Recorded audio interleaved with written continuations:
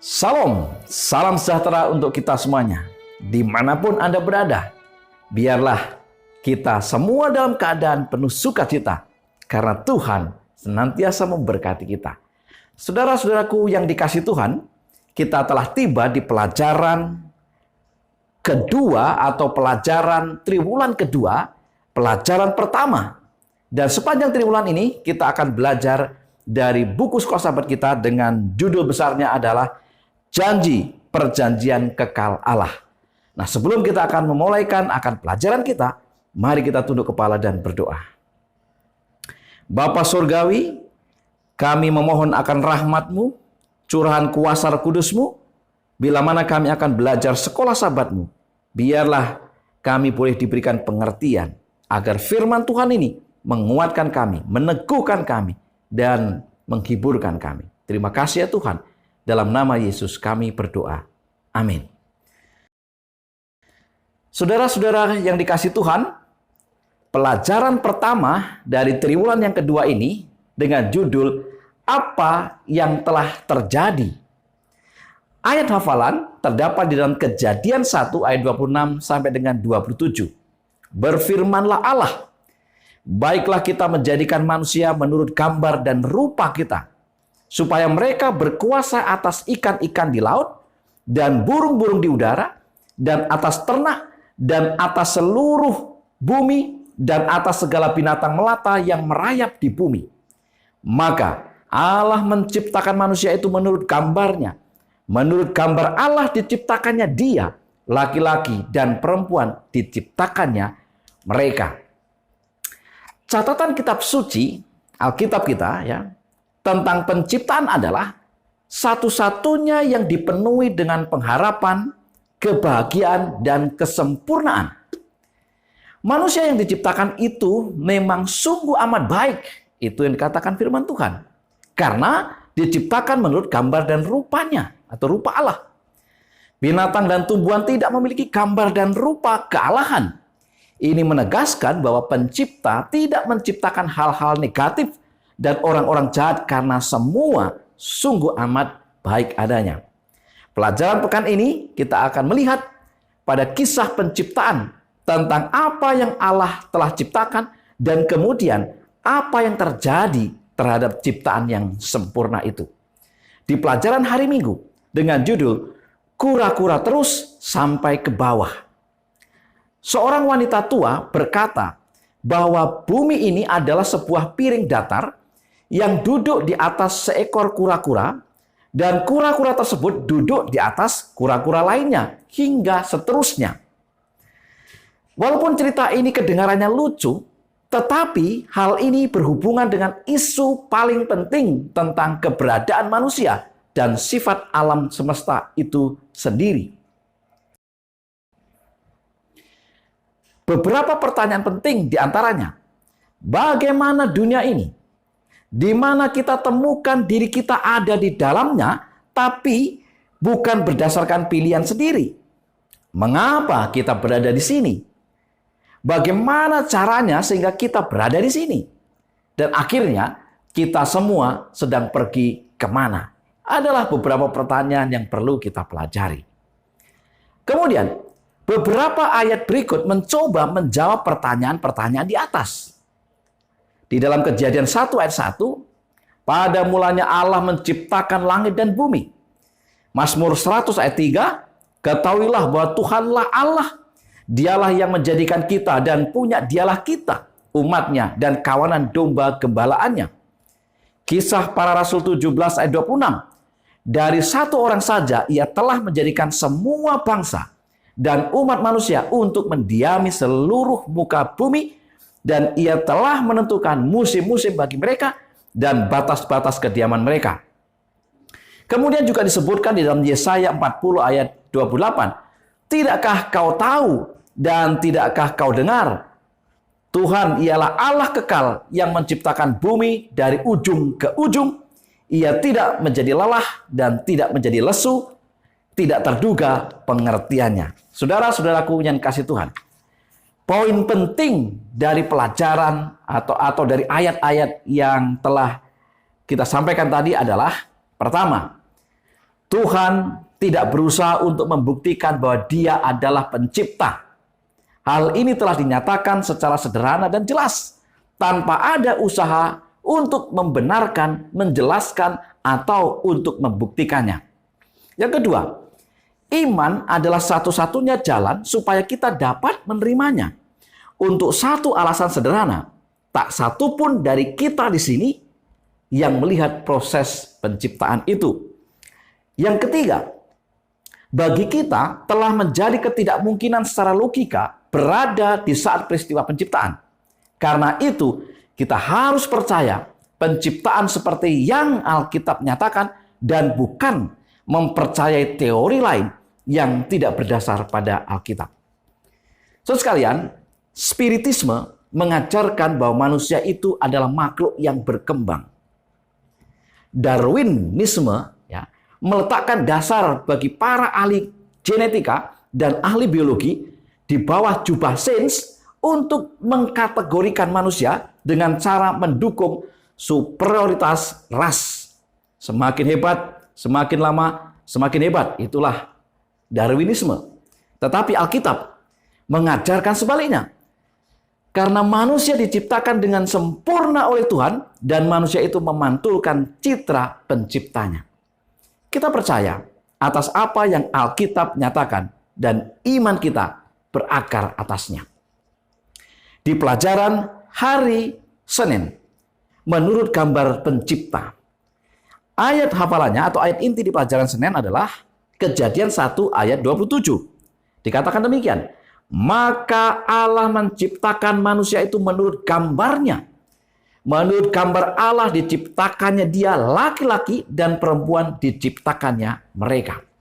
Apa arti diciptakan menurut gambarnya? Yang pertama, kata selem atau gambar menunjukkan garis besar bayangan suatu gambar. Dan kemudian kata damut atau rupa adalah korespondensi atau kemiripan bayangan itu dengan gambar tersebut. Yesus adalah gambar wujud Allah. Ibrani 1 ayat 3. Dan kita diciptakan menurut teladan Allah. Inilah gambar yang dimaksudkan pada manusia. Sifatnya selaras dengan kehendak Allah. Pikirannya sanggup memahami perkara-perkara ilahi. Kasihnya murni, selera dan keinginannya berada di bawah pengendalian pikiran. Ia suci dan berbahagia dalam menyatakan peta Allah di dalam penurutan akan kehendak. Dalam tulisan Alfa dan Omega jilid 3 halaman 37. Dari semua ciptaan Allah di bumi, hanya manusia yang diciptakan menurut gambar Allah. Hal ini menunjukkan bahwa manusia memiliki status yang unik, berbeda dengan ciptaan lain di dunia ini. Karena itu, kita tidak boleh meremehkan atau merendahkan pemberian Allah yang istimewa ini, baik terhadap diri kita sendiri maupun terhadap orang lain. Pertanyaan berikut muncul, mengapa kita tidak boleh gagal untuk memahami bahwa kita telah diciptakan secara unik, yaitu menurut gambar Allah dan berbeda dari ciptaan lainnya di bumi ini?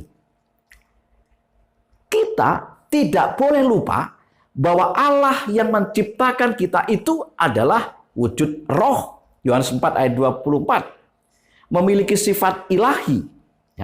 Dalam beberapa cara tertentu dalam sifat fisik, mental, dan rohani, kita memantulkan pencipta kita. Namun sesungguhnya Allah itu tetap tertutup dalam misteri. Keunikan pikiran manusia memungkinkan kemampuan satu hubungan yang sehat dan menguntungkan dengan Allah. Sesuatu yang tidak sanggup dilakukan oleh ciptaan lain di bumi. Dan manusia adalah satu-satunya makhluk rohani yang berbeda dari ciptaan lain di bumi. Karena itu, manusia haruslah hidup memantulkan karakter Tuhan, pencipta mereka. Pertanyaan berikutnya, apakah wanita atau Hawa pada waktu itu ciptaan yang unik sama seperti pria? Ada beberapa alasan. Yang pertama, baik pria maupun wanita, mereka saling berbagi keistimewaan. Mereka unik karena sama-sama diciptakan menurut gambar Allah. Jadi Hawa pun juga unik. Kenapa? Yang kedua, mereka diciptakan dari materi yang sama. Yang ketiga, mereka sepadan sejak awal dan mereka bersama ditempatkan dalam satu hubungan yang khusus dengan Allah, pencipta mereka.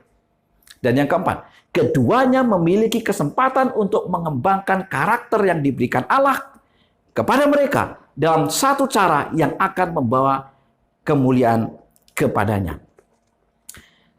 Hamba Tuhan Ellen G. White di dalam buku Alfa dan Omega jilid 1 halaman 38 mengatakan, Tuhan sendiri telah memberikan kepada Adam seorang sahabat. Ia menyediakan penolong baginya yang sepadan dengan dia. Seorang penolong yang sesuai dengan dirinya. Seorang yang cocok menjadi sahabatnya dan yang dapat menjadi satu dengan dia di dalam cinta dan simpati.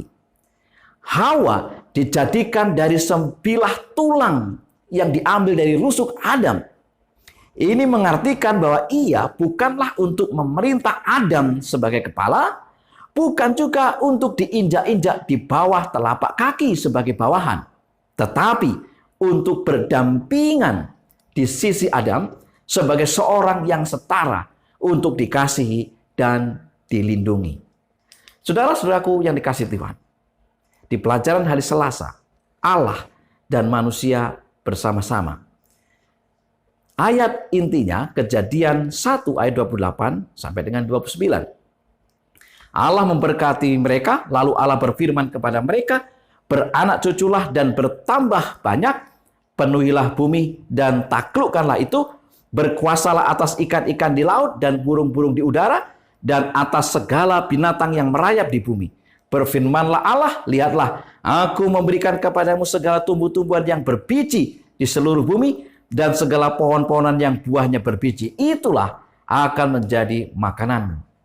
Apakah petunjuk dan kemampuan yang Allah berikan kepada manusia sejak semula yang menunjukkan interaksi mereka dengan dunia secara fisik? Kemampuan untuk beranak cucu dan bertambah banyak. Kemampuan untuk memenuhi, menaklukkan, dan menguasai ciptaan lainnya di bumi. Dan petunjuk akan berbagai jenis tumbuh-tumbuhan dan pohonan-pohonan yang menjadi makanan mereka. Allah lah yang mengambil inisiatif untuk membangun hubungan dengan manusia, memberikan perintah kepada mereka, dan juga memberikan tanggung jawab dan petunjuk bagi aktivitas mereka sejak awal. Bahkan setelah manusia jatuh dalam dosa, mereka masih tetap dapat menjalin hubungan dengan pencipta mereka walaupun ada keterbatasan. Apa maksud perkataan bahwa Allah memberkati mereka? Itu berarti bahwa Allah memperdayakan fungsi atau pemenuhan dari hal yang diberkati. Itu menyatakan bahwa Adam dan Hawa adalah makhluk berakal yang dapat bertindak terhadap kebaikan Tuhan dan masuk dalam satu persekutuan dan persahabatan dengan Dia. Sebagai ciptaan, Adam dan Hawa bergantung pada berkat dan pemeliharaan Bapa pencipta mereka. Kemudian, bahwa segala keperluan manusia, Allah lah yang menyediakannya. Bahwa manusia tidak melakukan sesuatu pun yang melayakkan mereka atas apa yang Dia berikan kepada mereka.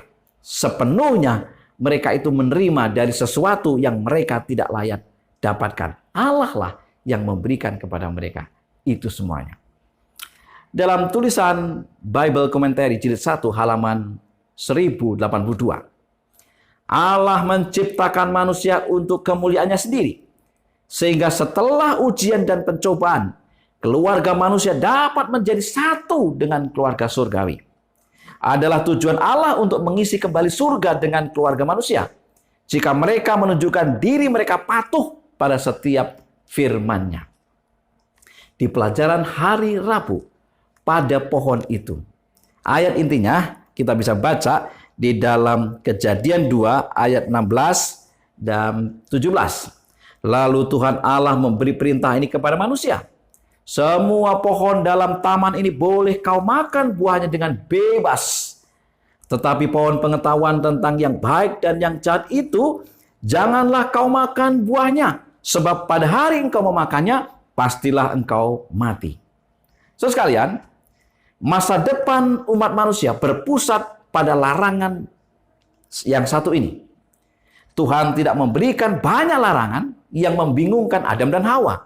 Hanya satu perintah yang harus diingat. Itu tidaklah berat atau menyakitkan. Buktinya adalah Tuhan menaruh larangan itu berhadapan dengan latar belakang pemberian izin mencakup banyak hal.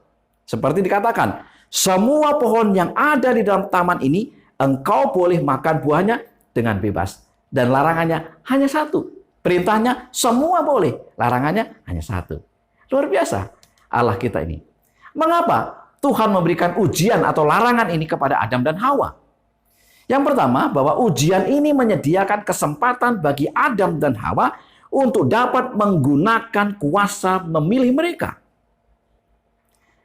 Yang kedua, ujian ini menantang mereka untuk bereaksi secara positif atau negatif terhadap hubungan mereka dengan Pencipta.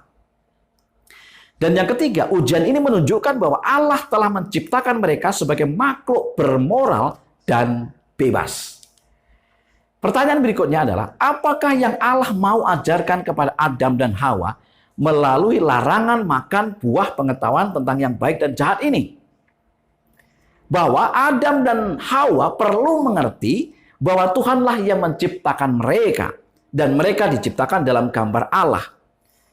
Bahwa Adam dan Hawa perlu mengetahui bahwa kehidupan mereka ditopang oleh Tuhan. Tuhanlah yang menghendaki mereka dapat hidup, bergerak, dan ada.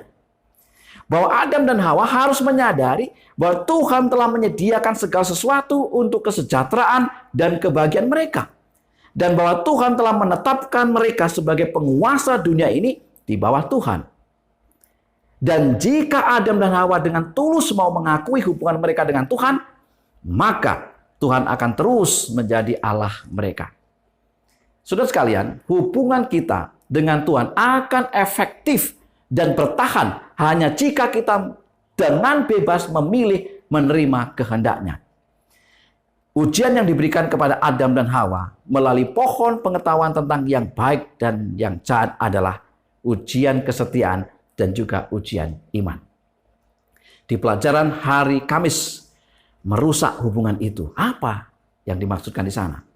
Kita cenderung untuk tidak mudah percaya pada orang yang tidak kita kenal. Tidak heran, Hawa menunjukkan pembelaannya pada Tuhan ketika setan mengatakan hal yang tidak benar. Walaupun pada akhirnya setan berhasil menaklukkan Hawa melalui tipuannya. Hawa ditipu oleh setan sementara Adam tidak.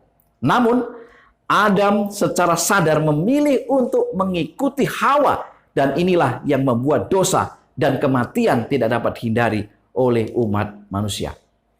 Apakah akibat pelanggaran yang terang-terangan ini? Kita bisa baca di dalam Kejadian pasal 3. Ada beberapa alasan akibat pelanggaran itu. Pertama, hubungan Allah dan manusia menjadi rusak. Adam dan Hawa melarikan diri dengan ketakutan dari hadirat Allah. Keterasingan dan perpisahan menggantikan persekutuan dan persahabatan. Tadinya mereka sangat akrab dengan Bapa, dengan Allah. Tetapi sekarang terpisah. Mereka merasa terasing. Dan yang keempat, hubungan Adam dan Hawa ternoda. Mereka saling menyalahkan dan mencari pembenaran diri. Hawa menyalahkan Adam, Adam menyalahkan Hawa. Dan begitulah. Dosa muncul. Dan semua akibat yang buruk mengikuti dosa itu. Kecuali sesuatu dilakukan, umat manusia sedang menuju kepada kehancuran kekal. Tetapi Allah tidak tinggal diam. Di tengah-tengah tragedi munculnya dosa di bumi ini, pengharapan dan janji diucapkan oleh Allah. Kejadian 3 ayat 15, Aku akan mengadakan permusuhan antara engkau dan perempuan ini, antara keturunanmu dan keturunannya. Keturunannya akan meremukkan kepalamu, dan engkau akan meremukkan tumitnya. Pertanyaannya, apakah makna dari ucapan Allah dalam Kejadian 3 ayat 15 tersebut? Bahwa permusuhan yang ditentukan Allah antara ular dan perempuan itu antara keturunannya dan keturunan ular itu merupakan nubuatan pengharapan dari Allah kepada manusia. Akan selalu ada pemisah dengan dosa. Dan itu tidak ada kompromi dengan dosa. Nubuatan ini akan berakhir dengan kemenangan yang muncul dari benih perempuan yang memberikan serangan yang mematikan atas kepala setan. Sementara ia hanya sanggup meremukkan tumit Mesias atau tumit Yesus. Inilah peristiwa di salib Golgota. Dan yang ketiga, makna dari ucapan Allah dalam Kejadian 3:15 adalah walaupun janji Allah ini dinyatakan secara samar saat itu kepada Adam dan Hawa, tetapi perkataan itu telah mengangkat kesuraman mereka yang disebabkan oleh dosa. Saudara-saudaraku dikasihi Tuhan, Allah itu kasih adanya. Ketika Adam dan Hawa bersembunyi dari hadirat Allah, Allah berkata kepada mereka, "Di manakah engkau?" Kejadian 3:9. Hal ini tidak berarti bahwa Allah tidak mengetahui keberadaan mereka. Karena Ia Maha Tahu. Perkataan ini menunjukkan upaya Allah untuk menarik kembali manusia yang sementara ditunggangi oleh rasa bersalah kepadanya. Hingga sekarang, perkataan yang sama dinyatakan kepada kita. Allah berusaha memanggil kita orang berdosa agar kita memperoleh kasih karunia dan kebaikannya. Sebagai kesimpulan pelajaran sekolah sahabat kita di sahabat hari ini adalah, yang pertama, kita percaya atas apa yang Alkitab nyatakan dan iman kita berakar atasnya, atas Alkitab. Yang kedua, dari semua ciptaan Allah di bumi, hanya manusia yang diciptakan menurut gambar Allah. Hal ini menunjukkan bahwa manusia memiliki status yang unik, berbeda dengan ciptaan lain di dunia ini. Yang ketiga adalah tujuan Allah untuk mengisi kembali surga dengan keluarga manusia. Jika mereka menunjukkan diri mereka patuh pada setiap firman-Nya. Yang keempat, ujian yang diberikan kepada Adam dan Hawa melalui pohon pengetahuan tentang yang baik dan yang jahat adalah ujian kesetiaan dan ujian yang iman. Dan yang kelima, dosa muncul dan semua akibat buruk mengikutinya. Kecuali sesuatu dilakukan, umat manusia sedang menuju kepada kehancuran kekal. Tetapi Allah tidak tinggal diam. Di tengah-tengah tragedi munculnya dosa, penderitaan-penderitaan di dunia ini, pengharapan dan janji diucapkan oleh Allah. Kejadian 3 ayat 15. Mari kita tunduk kepala dan kita berdoa. Bapa di sorga, sekali lagi kami memohon agar kuasa Roh Kudus Tuhan menjadi bagian kami. Kiranya kami dipenuhi akan Roh Kudus itu dan kami mengerti akan pelajaran ini, firman ini, dan iman kami semakin bertumbuh. Terima kasih, mohon berkat kepada umat-umat Tuhan yang mendengarkan akan pekabaran ini, dimanapun mereka berada. Terima kasih ya Tuhan, dalam nama Yesus kami berdoa. Amin. Saudara-saudaraku yang kasih Tuhan, inilah pelajaran sekolah sahabat di pekan pertama, triwulan yang kedua. Kiranya kita boleh terberkati. Dan bila mana kita terberkati, bagikan akan video ini kepada yang lainnya. Terima kasih, selamat sahabat, selamat belajar. Tuhan memberkati.